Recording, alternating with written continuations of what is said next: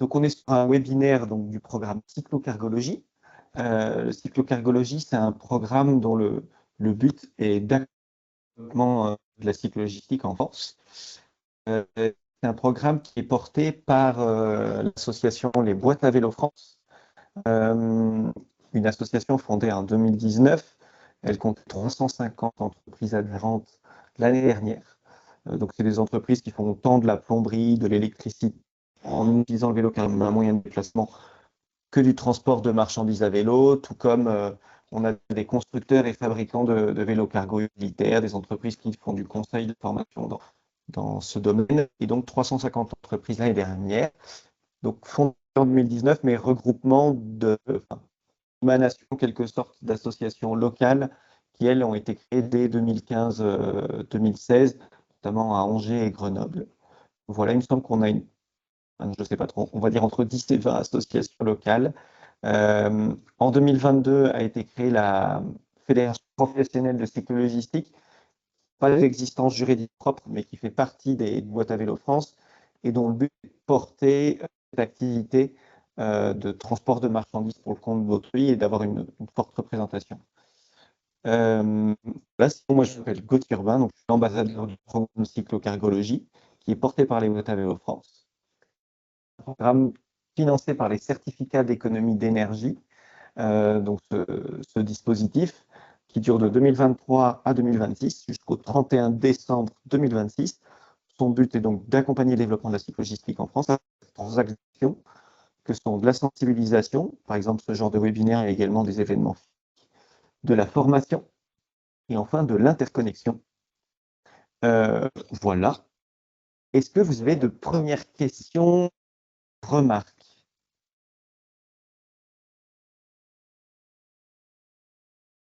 Est-ce que, malheureusement, ça n'a pas été chargé dans la présentation, mais je peux vous laisser peut-être écrire dans le chat peut-être votre nom, votre fonction, votre connaissance de la cyclo-logistique et vos attentes par rapport à ce webinaire.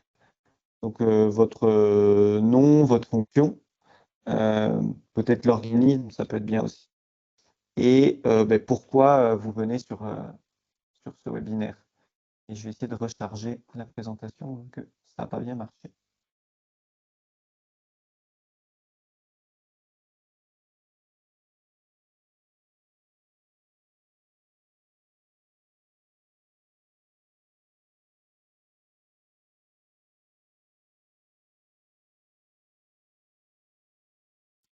J'ai un problème de connexion qui n'est pas puissante. C'est ce qui me peine. Passe un partage de connexion en espérant que ça marche mieux.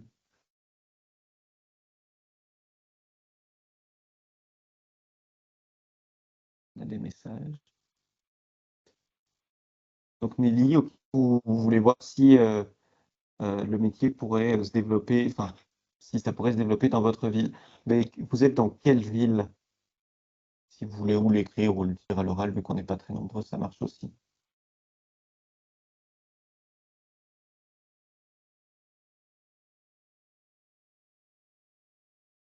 Dunkerque, ok. Et Dunkerque, il y a déjà une activité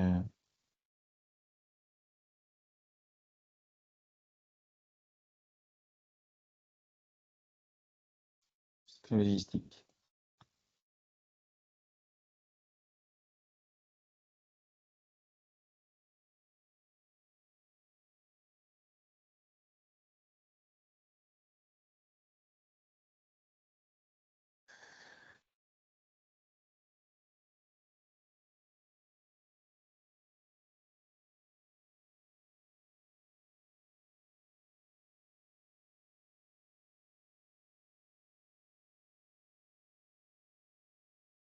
D'accord, merci, merci Margot, pour votre réponse.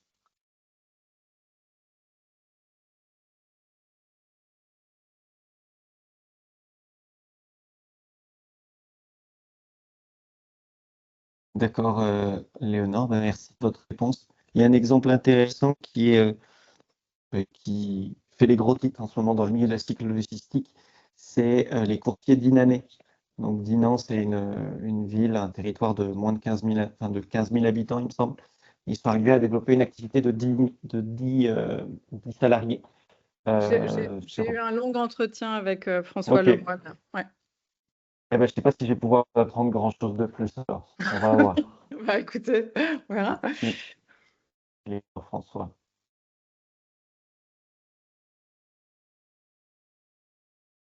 Peut-être la réponse de Stéphanie. Pour celles et ceux qui n'auraient pas encore répondu, je pense à Simon. Exemple. D'accord, merci Stéphanie. Je, je vois bien ce dont vous parlez. Je ne sais pas si tout le monde a répondu, mais on va avancer. Merci pour ces réponses. Mais donc, la présentation, si vous voulez, elle va se faire vous voyez, son titre, c'est réussir le passage à la cycle logistique en 4 étapes. Je laisse des questions à la fin de chaque partie, un temps de questions-réponses. Si vous pouvez les garder, ces questions, du coup, pour la fin des parties, c'est mieux. Ça permet de mieux gérer le temps.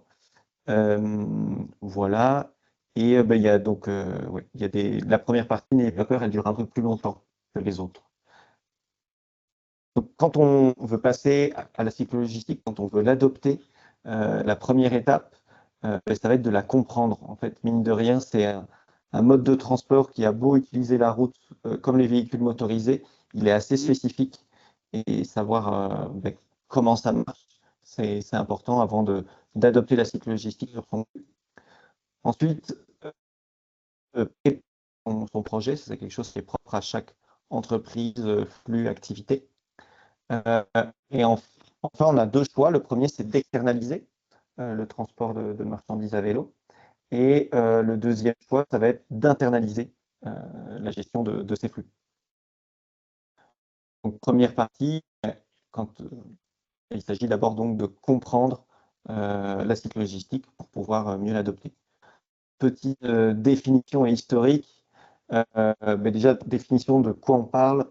On parle du transport de marchandises pour le compte d'autrui. Donc typiquement une activité de plomberie avec une entreprise qui transporterait juste ses tubes PVC à elle pour son activité. Mais ce n'est pas ce dont on parle ici, c'est les données que je vais vous présenter. Mais par contre, on parle du transport, ça pourrait être une entreprise de transport qui va livrer ces mêmes tubes PVC pour l'entreprise de plomberie directement sur son chantier. Donc activité de transport pour le compte d'autrui, à l'exclusion de deux activités que sont l'activité des grandes plateformes, Uber, Deliveroo, donc de l'exploitation humaine déjà. Et si on n'en parle pas, c'est par manque de données. Il y a aussi une notion d'éthique, vu les conditions dans lesquelles ce travail est réalisé. Donc manque de données, conditions de travail, et également, on pense que ces mêmes conditions socio-économiques font que ça ne permet pas à la cycle logistique de se développer de manière pérenne. Donc c'est pour ça aussi qu'on n'en parle pas ici. On ne parle pas d'autre chose, c'est de l'activité de transport de courrier de la Poste, mais on parle bien de l'activité de transport de colis par la Poste. Euh, pour la Poste, à partir de 3 cm, il me semble, d'épaisseur, ou 1, je ne sais plus. Mais en gros, vous voyez l'idée, le colissimo, on en parle, le courrier, on n'en parle pas. Et sinon, un petit historique, mais là, vous voyez dans les images que je vous présente, faut imaginer que la cycle logistique, elle a déjà bien existé. Elle était bien développée sur la première moitié du XXe siècle, avec l'essor des livraisons de courses à domicile. C'est des laitiers qui sont un peu coupés par la mise en page, mais c'est donc des laitiers à Paris, vers 1900. Et à partir de 1950, de la moitié du XXe siècle, la cycle logistique a reculé.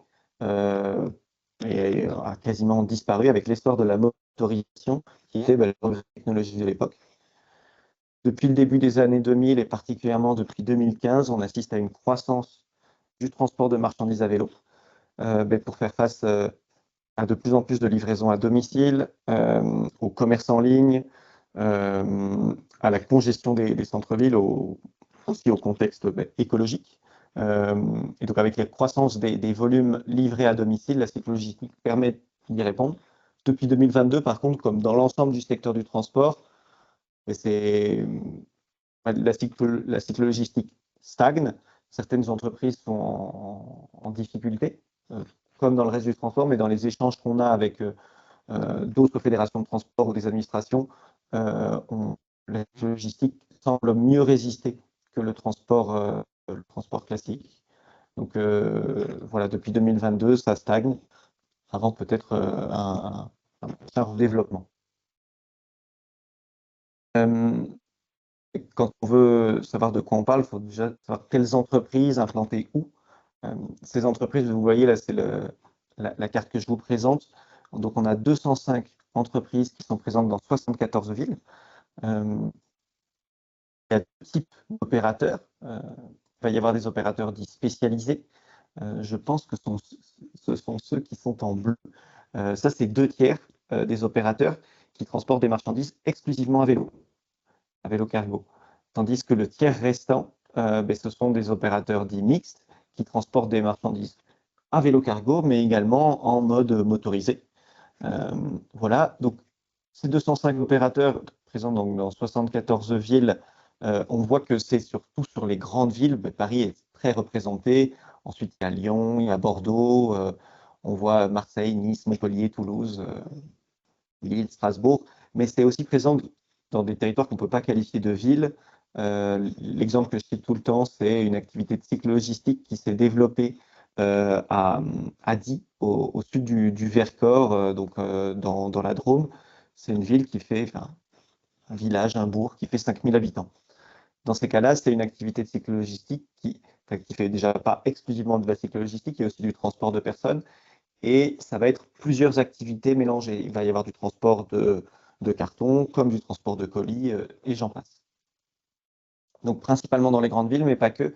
La zone de pertinence de la cycle logistique, elle est plus complexe que juste dire les grandes villes denses.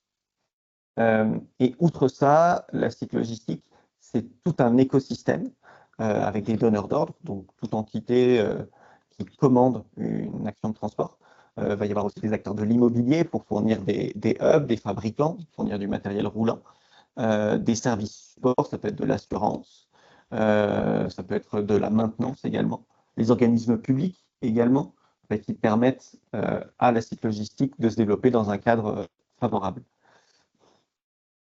Peut-être une chose juste avant, sur les opérateurs, il faut imaginer qu'on a 2 tiers de très petites entreprises, 1 tiers de PME, et on a, je pense, 2% d'entreprises de taille intermédiaire, et un seul grand groupe qui est la Poste. Donc, comme j'avais juste avant, la zone de pertinence de la cycle logistique, elle est plus complexe que juste les zones urbaines denses, mais ça reste quand même le premier critère. Donc, c'est la logique des derniers et des premiers kilomètres. Le topo, c'est pas faire Grenoble-Toulouse, bien entendu, mais plutôt pour ceux qui connaissent, ça peut être du Saint-Égrève-Toulouse ou de la livraison à Paris dans le périphérique.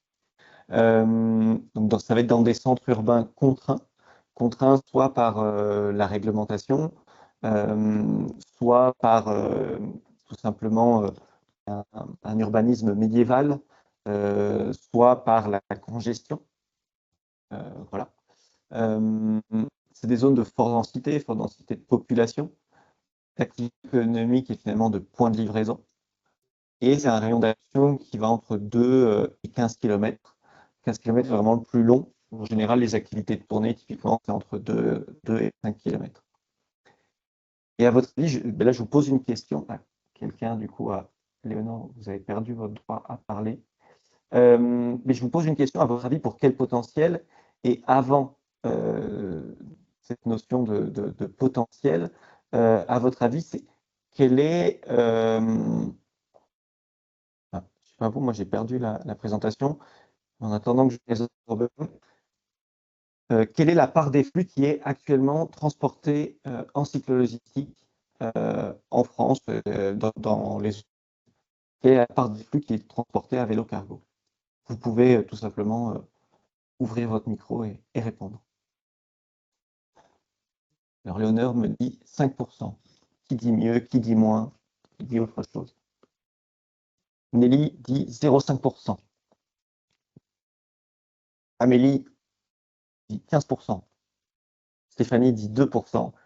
Eh bien, c'est Stéphanie qui est la plus proche. On estime que c'est entre 1 et 3%. Après, c'est des choses qui sont assez difficiles à estimer. Les études de transport, pour les flux, leur mode de transport, ça prend beaucoup de temps et d'argent. Donc, entre 1 et 3% actuellement en France. À Paris, on estime que c'est entre 5 et 10%, pour vous donner un ordre de grandeur à quel point c'est développé à Paris. Et à votre avis, pour quel potentiel? Deuxième chance d'avoir une bonne réponse. Et avoir une mauvaise, c'est très bien. À votre avis, pour quel potentiel? Là, maintenant, on est à 1,3%. Et pour quel potentiel, tout est en restant compétitif économiquement? Nelly dit 30%. Est-ce que quelqu'un d'autre, ou plutôt quelqu'une? Amélie dit 20%. Eh ben, merci pour ces premières réponses. En gros, vous avez toutes les deux raison dans le sens où, selon les estimations, selon les études, c'est entre 20 et 60% des flux qu'on pense être éligibles à la cyclo-logistique, mais tout en restant compétitif au sens économique du terme. Ça, c'est l'étude qu'on cite le plus souvent parce qu'elle est au milieu, tout simplement, au milieu des estimations qui dit, donc, de 2014 et qui dit qu'en Europe, 42% des trajets avec transport de charge en ville sont réalisables à vélo cargo tout en restant compétitifs. Donc on entend bien compétitif au sens économique du terme dans une économie capitaliste qui ne prend pas en compte les externalités positives ou négatives, comme on les appelle, que ce soit la pollution, l'emploi, etc. Grâce à sur cette zone de pertinence, à vélo cargo, on transporte tout un tas de flux différents. Un peu plus de la moitié s'organise en groupage, c'est-à-dire en tournée, et un peu moins de la moitié s'organise en course, c'est-à-dire en livraison simple. Un point de récupération, un point de la tournée, c'est un point de récupération sur point de livraison. Dans le camembert qui est présenté à gauche de votre écran, les flux sont assez variés. En cyclo-logistique, il faut imaginer qu'on peut transporter de la palette, on peut transporter des produits sous température dirigée, on peut transporter des canapés, des frigos. Quand je dis température dirigée, on peut transporter des produits surgelés, des produits poissons, conditions d'hygiène légales et qui juste garantissent la santé des consommateurs. Donc voilà. Pas de problème, Léonore. Merci de prévenir. Donc voilà ce sur quoi la cyclo-logistique peut se développer. Enfin, ce sur quoi elle se développe. Et en fait, la cyclo-logistique, elle se développe aussi dans un cadre réglementaire qui est assez léger, dans le sens où il n'existe pas de capacité de transport. Là où, quand on transporte en véhicule motorisé, on a besoin d'une capacité de transport. C'est un papier à obtenir, c'est une formation à passer. En cyclo-logistique, on n'en a pas besoin. Par contre, il y a quand même une petite part de réglementation qui existe principalement dans la convention collective des transports routiers, et ça concerne les ressources humaines. Ça va être sur les compétences qu'on doit avoir, sur les équipements de protection individuelle. Voilà.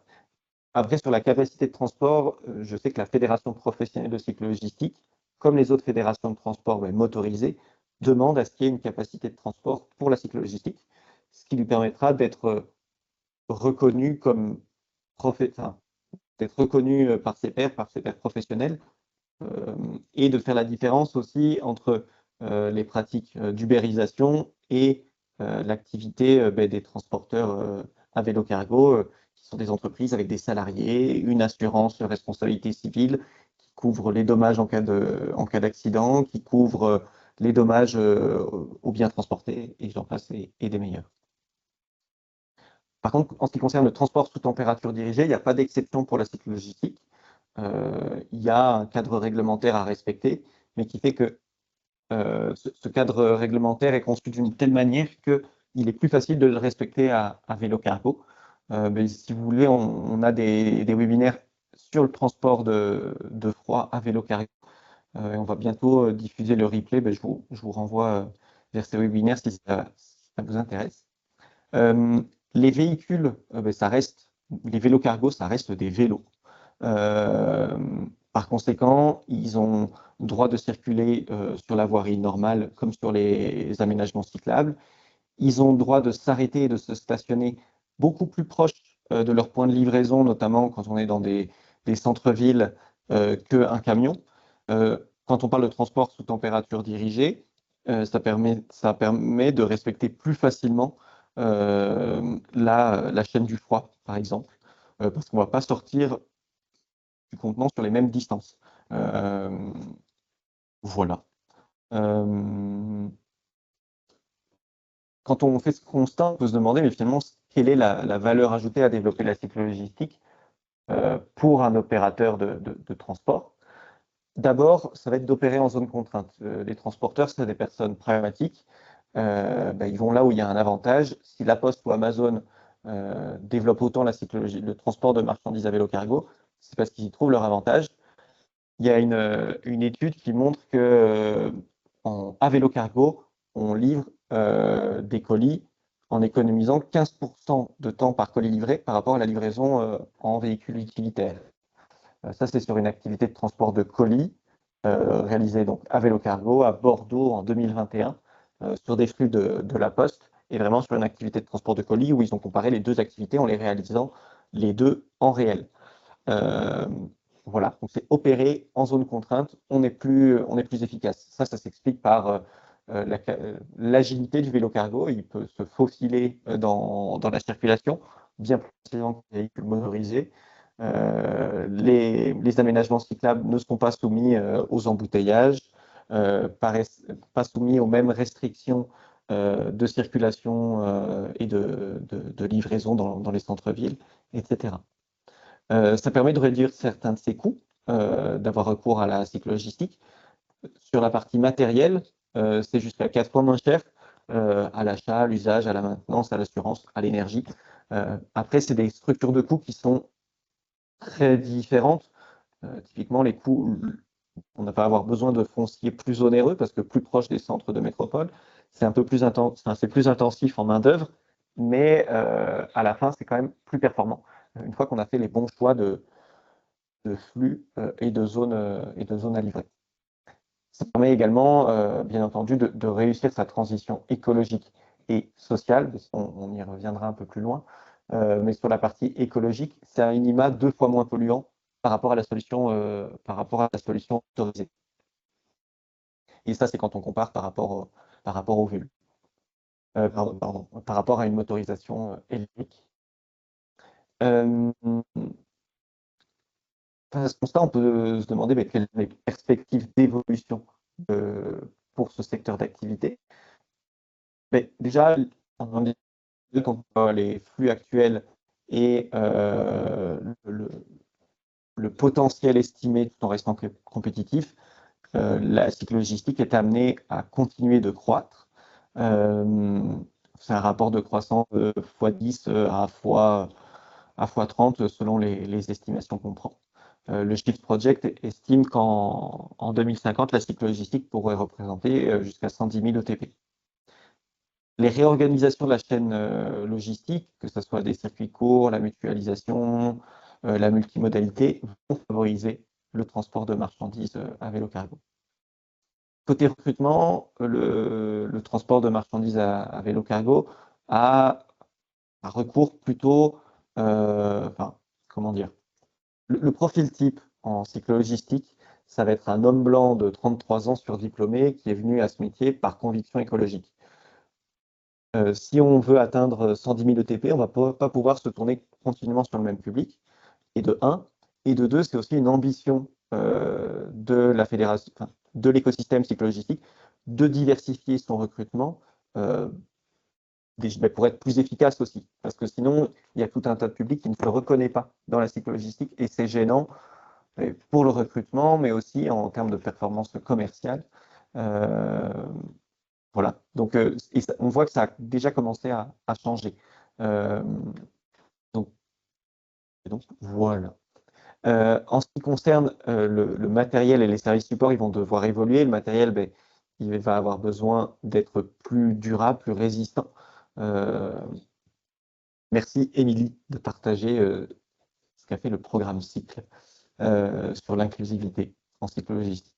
Donc, les matériels, ils vont devoir être plus durables, plus résistants, et les fabricants, ils travaillent déjà. Et enfin, les entreprises vont de plus en plus évoluer vers un modèle de transport mixte pour bénéficier des avantages tant du vélo cargo que du véhicule motorisé. Nous, pour ça, pour vous aider à comprendre ce qu'est la cyclologistique, cyclocargologie, ben, on vous aide grâce au forum. Ben, ces webinaires également sont une occasion. Donc les forums de la cyclologistique, notre présence sur les événements, je les annoncerai à la fin. Et enfin, grâce aux guides et études, notre Bible à nous, c'est Adopter la cyclo-logistique, qui est un peu une synthèse de toutes les précédentes études et qui accompagne réellement à adopter la cyclo-logistique. Et ce que je vous présente aujourd'hui, c'est un peu la succincte moelle de la cyclo-logistique, enfin de ce guide. Est-ce que vous avez des questions ou des remarques suite à cette première partie? Je vais ouvrir le micro de Mohamed et de Louis. Est-ce que vous pouvez poser vos questions directement à l'oral, hein, si vous le souhaitez? Questions ou remarques sur cette première partie?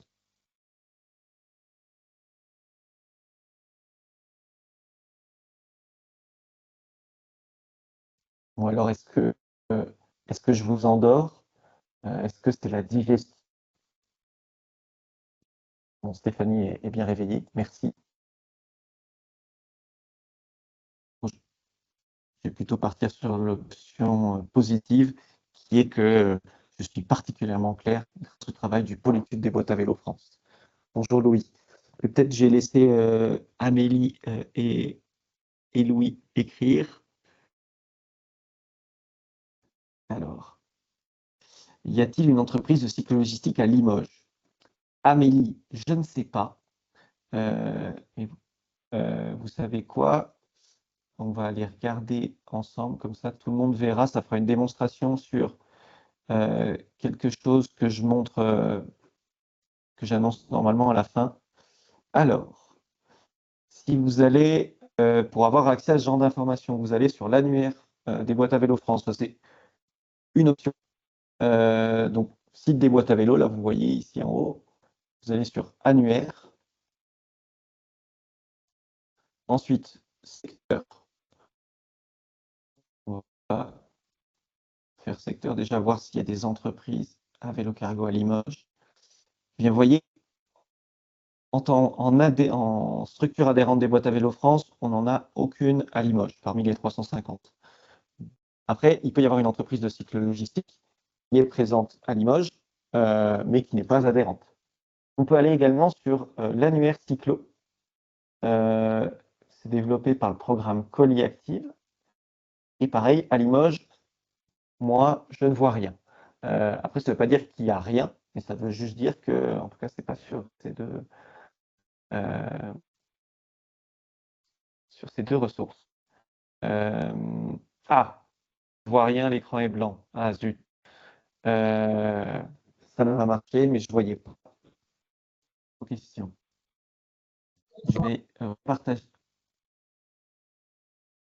vais repartager la présentation. Voir qu'elle recharge un petit peu.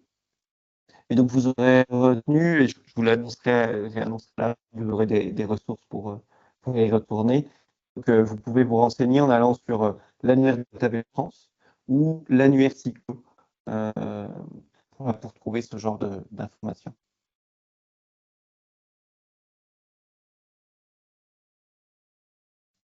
Tant que la présentation recharge réellement.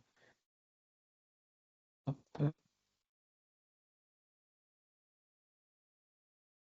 Et donc, on va pouvoir passer à la partie préparée, donc la deuxième étape, quand on choisit d'adopter la cyclo-logistique. Donc, dans cette deuxième étape, il y a 3 sous-étapes. La première, ça va être d'identifier et de définir son besoin. Et son besoin en transport de marchandises, quelles marchandises je souhaite transporter en cyclo-logistique. Il faut analyser ces zones de livraison, celles qui sont pertinentes, celles qui le sont moins, celles sur lesquelles je rencontre déjà des difficultés en livrant en véhicule motorisé. Et enfin, analyser ses coûts. Et analyser ses coûts, y compris en allant voir des coûts cachés, que peuvent être des frais de carrosserie sur ces véhicules, parce que dans ces zones-là, il va y avoir plus d'accidents. Ce que représentent les coûts indirects de mon turnover chez mes chauffeurs-livreurs, parce qu'ils en ont marre d'être pris dans les bouchons, d'être insultés parce qu'ils bloquent les rues, mais qu'ils n'ont pas d'autre choix. Les amendes qu'on peut se prendre en allant en livraison parce qu'il n'y a pas de place disponible, c'est analyser ce genre de coûts. Ensuite, une fois qu'on a bien identifié et défini ce besoin, on planifie la mise en œuvre opérationnelle. Ça va être cadencer l'intégration de la cyclo-logistique.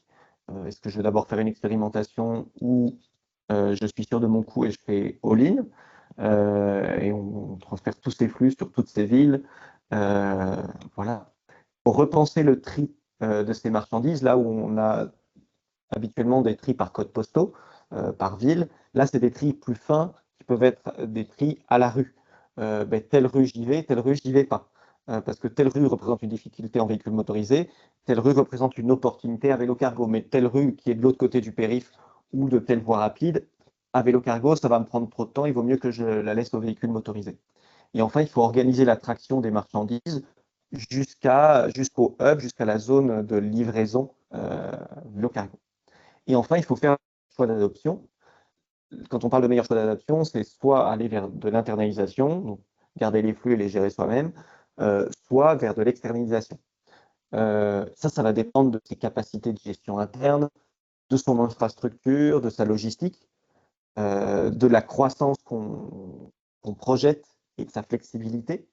Ça va dépendre aussi des questions d'analyse de risque et de retour sur investissement. Et donc, vous comprendrez que c'est propre à chaque entreprise de transport. Pour vous aider à préparer cela, nous, cyclocargologie, on a certaines actions, mais il y a le guide AEP qui peut vous aider là-dedans. Et les forums, lors des forums, vous pouvez rencontrer des acteurs et des actrices du conseil, de la formation, de l'accompagnement, qui peuvent vous aider à bien préparer votre projet. Et à partir du premier semestre 2026, on aura une autre action qui va se déployer, qui va vous permettre de préparer votre projet, mais je ne peux pas en dire plus pour le moment. Je vous invite à vous abonner à notre newsletter pour être tenu au courant. Vous avez des questions sur cette très courte partie, donc son projet, son adoption de la cyclo-logistique. Ou pas. Si vous n'en avez pas, vous pouvez le dire aussi, comme ça je sais que vous êtes toujours là.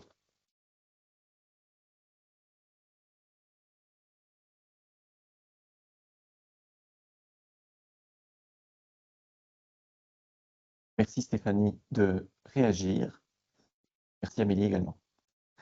Merci Margot. Eh bien, dans ce cas, je continue.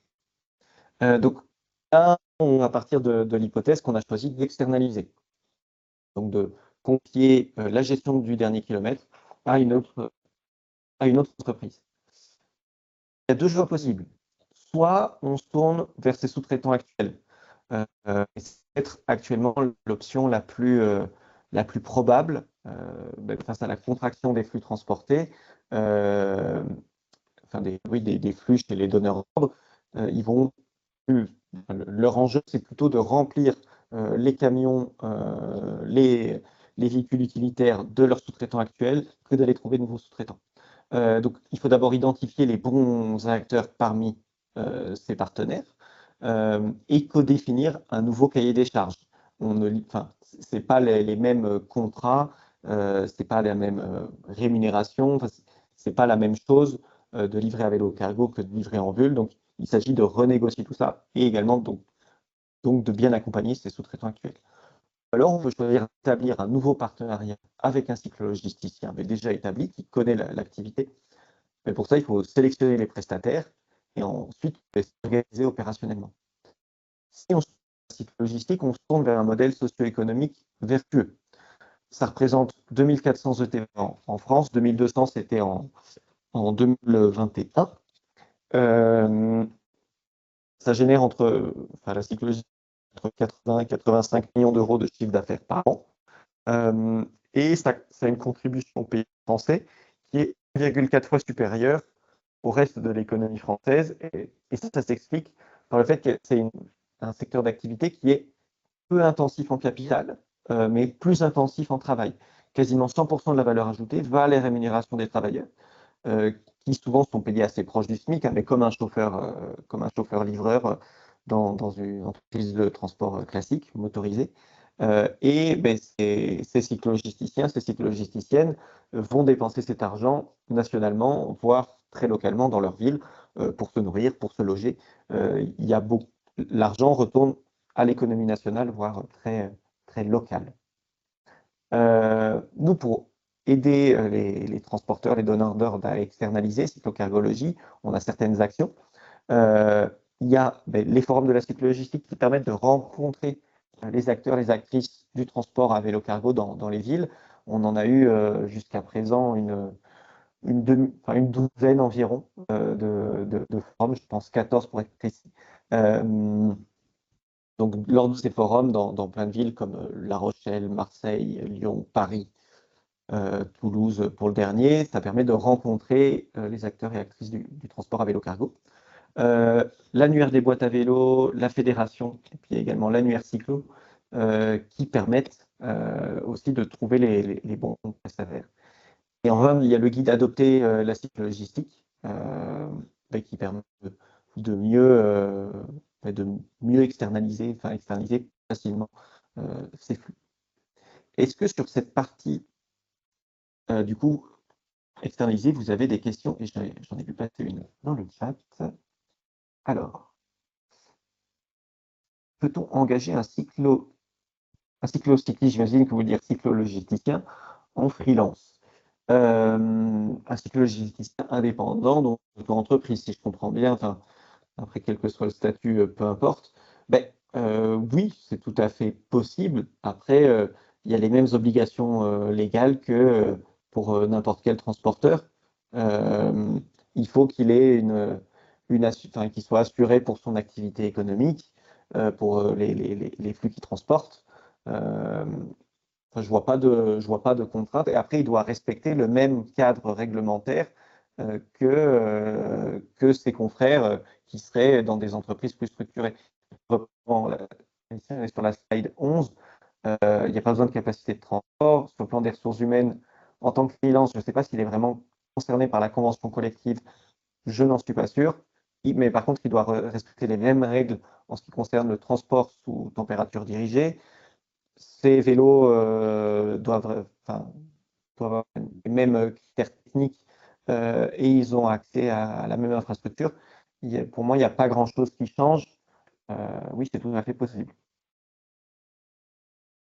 Et d'ailleurs, il y a certaines entreprises de cycle logistique qui, lors des pics d'une activité plus importante, peuvent avoir recours à des freelances, par exemple sur un déménagement ou pour certaines activités de course, ou encore pendant la pic, ce qu'on appelle la pic, entre novembre et décembre, où il y a beaucoup de colis à livrer en dernier kilomètre.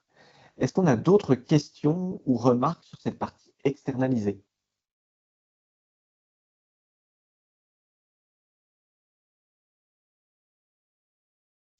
Qui ne dit mot, ne dit mot. Par conséquent, je vais aller sur internaliser, mais si vous avez d'autres questions, je pourrais les prendre en compte, bien entendu. Merci Stéphanie. Donc, si on choisit d'internaliser, donc c'est l'autre option quand on choisit d'adopter la cycle logistique. Mais déjà, il y a la question des ressources humaines. Qui c'est qui va transporter tout ça, en gros?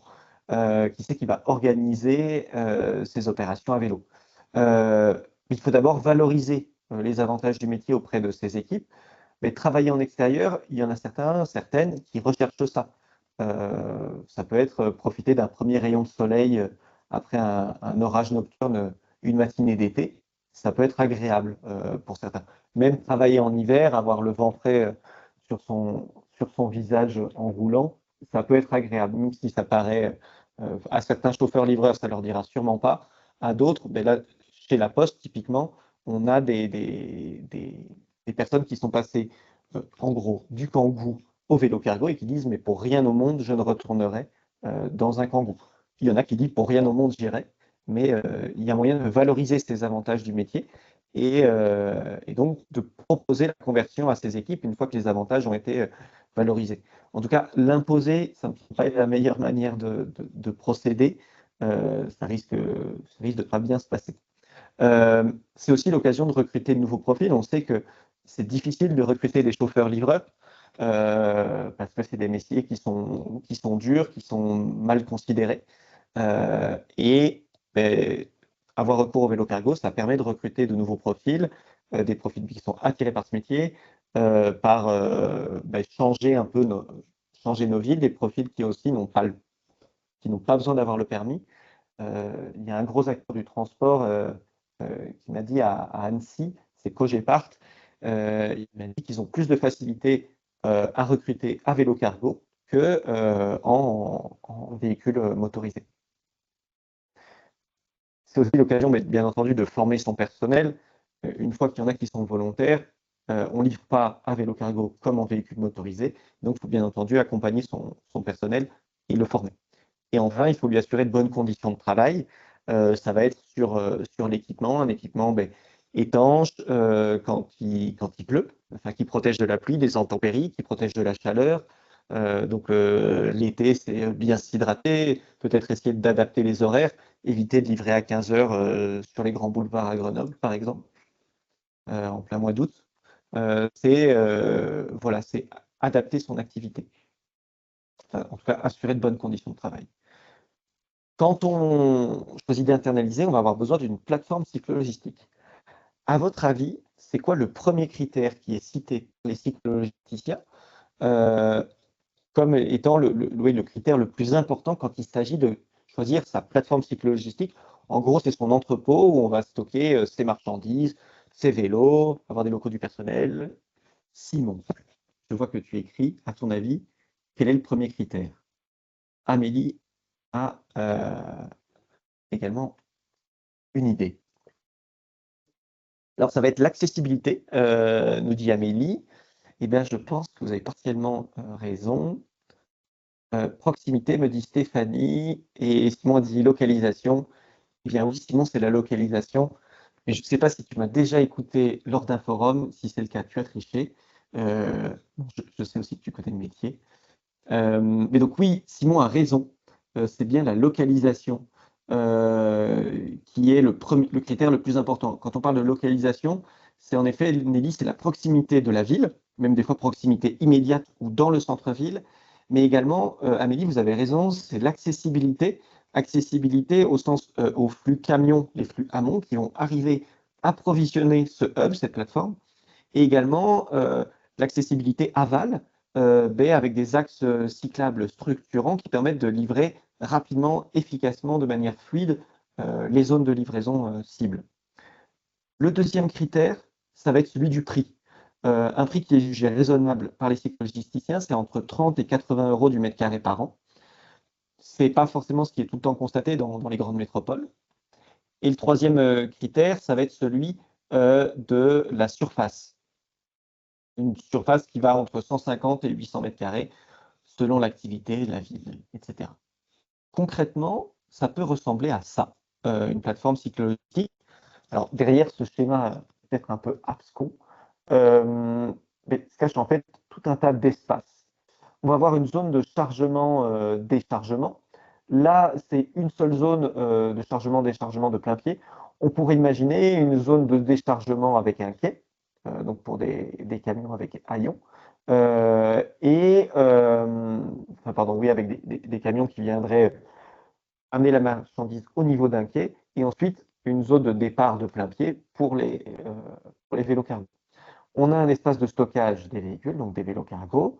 On a une zone de recharge de batterie, un espace de maintenance des vélos cargo, et on a des espaces de stockage de marchandises assez variés. On peut avoir une chambre froide si on décide de faire du transport de froid et qu'on décide également d'avoir une chambre froide et pas d'avoir recours à celle de son client. Différents espaces de stockage de marchandises, un stockage déporté, un stockage tampon. Il faut à minima une zone de préparation de commande. Donc, c'est quand on reçoit les flux de ses clients dans son hub, il faut ensuite réorganiser à minima le temps de les mettre dans les vélos cargo. Il y a une alternative, ah oui, et bien entendu, des locaux sociaux et administratifs pour manger, pour traiter ses mails, ses factures, ses commandes, etc. Il y a une alternative aux plateformes logistiques, c'est ce qu'on appelle les micro-hubs. En fait, un des gros freins pour l'adoption à la cycle logistique, c'est le foncier. Parce que le foncier est cher, il est difficilement accessible, surtout. Deux alternatives ici, vous voyez en bas à gauche, ça va être le micro-hub de la Petite Boucle à Saint-Malo. En gros, pour la faire rapidement, c'est deux containers maritimes posés dans l'espace du port de Saint-Malo, donc espace sécurisé, et qui permettent de stocker la marchandise pendant la journée, les vélos cargo pendant la nuit, d'avoir quand même un bureau et donc de réaliser ces opérations à partir de ce micro-hub. Une autre option, c'est un micro-hub mobile, c'est celui de Fleximodal, donc qui permet d'acheminer la marchandise depuis les entrepôts situés loin en périphérie des villes. On va charger ce micro-hub avec des containers déjà pré-triés. On achemine ce micro-hub mobile soit jusqu'à une place de chargement, soit chez le cyclo-logisticien, mais qui aura moins besoin d'espace que s'il devait traiter les flux directement dans son entrepôt. Ensuite, le cyclo-logisticien vient prélever les containers déjà pré-triés dans le micro-hub mobile. Il vient les prélever, il va faire ses tournées. On peut en mettre jusqu'à 4 là-dedans. Et j'oublie une chose, le véhicule utilitaire qui a fait la traction de ce micro-hub, une fois qu'il l'a déposé, par exemple le matin, il part sur le reste de sa tournée qui va être en zone périurbaine et il revient le soir le récupérer avec les flux retour. Donc voilà ce genre d'organisation. Il y a une des dernières questions, c'est on peut se demander, mais quel outil on peut utiliser pour transporter à vélo cargo? Quel outil pour quel flux de marchandises, quelle application? Le premier, si on transporte de simples plis, des colis très petits, un simple vélo musculaire, il me semble que ça, c'est à minima un monovice, ça peut suffire. Ensuite, il y a l'option biporteur, 2 roues avec une plateforme à l'avant, ou ici une caisse, donc utilisée à Paris pour l'entreprise Cargonaut. On a par ailleurs l'option d'ajouter une remorque à ce biporteur. C'est pareil, c'est une remorque de Fleximodal, mais il existe d'autres modèles, d'autres fabricants de remorques qui peuvent permettre de transporter, vous voyez, des palettes. Donc, ça permet d'être assez agile. Là, c'est un peu l'option lourde. On va avoir un triporteur. Ici, c'est un Urban Arrow Tender 1000, pour être très précis. Oui, c'est la société Epilogue qui l'utilise. Ça, c'est avec un attelage, donc avec une remorque derrière. C'est ce qui permet de transporter le plus de flux. Je pense que c'est jusqu'à 500, 600 kg en tout, sur tout le chargement. Donc là, on est sur du lourd. Ce n'est pas forcément le plus rapide, contrairement à un biporteur simple ou un biporteur avec remorque. Mais ça permet de transporter beaucoup, par contre, en poids comme en volume. Et enfin, il y a l'option qui est de plus en plus utilisée, c'est celle du tricycle. Donc, tricycle, c'est une roue à l'avant, 2 roues à l'arrière, là où le triporteur, c'est une roue à l'arrière, 2 roues à l'avant, en gros. Et donc, le tricycle et le triporteur, c'est ce qui est de plus en plus utilisé. Je pense que c'est 47-48% des flux qui sont transportés en cycle logistique sur ce genre de véhicule. Et c'est des véhicules qui vont être un peu moins rapides qu'un biporteur, par exemple, mais plus capacitaires, plus stables, plus accessibles à des profils qui sont moins à l'aise sur un vélo également. Donc, la typologie, je vous l'ai présentée. On peut avoir une assistance électrique ou pas selon ses flux. Après, très majoritairement, on en a. La charge utile maximum référencée sur un vélo cargo, donc c'est sur la remorque la plus capacitaire du marché, c'est 350 kg. Et le coût, ça va de 300 €. 300 €, j'ai été assez bas, ça serait un vélo musculaire simple d'occasion. On peut aller jusqu'à 23 000 € pour la remorque la plus performante avec transport sous température dirigée, etc. Donc ça va vraiment varier de son flux et du matériel choisi. Pour vous aider à internaliser cyclocargologie, on a plusieurs ressources, enfin plusieurs actions. La première, ça va être les ressources déjà existantes. On a un guide sur les hubs cyclologistiques, donc fait par la Fédération professionnelle de cyclologistique. On a des actions de formation. On a le guide Adopter la cyclologistique. Et on a des actions d'interconnexion digitale, mais ça, c'est l'expérimentation qui est en cours avec les services de l'État. Est-ce que vous avez des questions ou des remarques là-dessus, sur cette partie Il me semble que c'était internalisé, oui.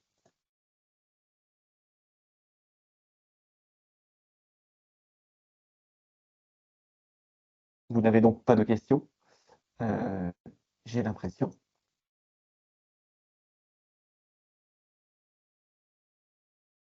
Je ne me souviens pas, au début, est-ce qu'on a des personnes qui travaillent dans une collectivité?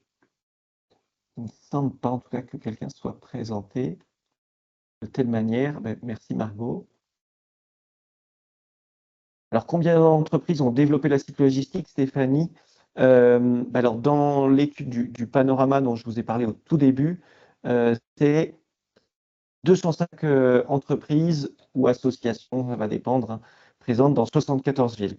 Ça, c'est ce qu'on a référencé dans le panorama de la cyclo-logistique, une étude des boîtes à vélo France.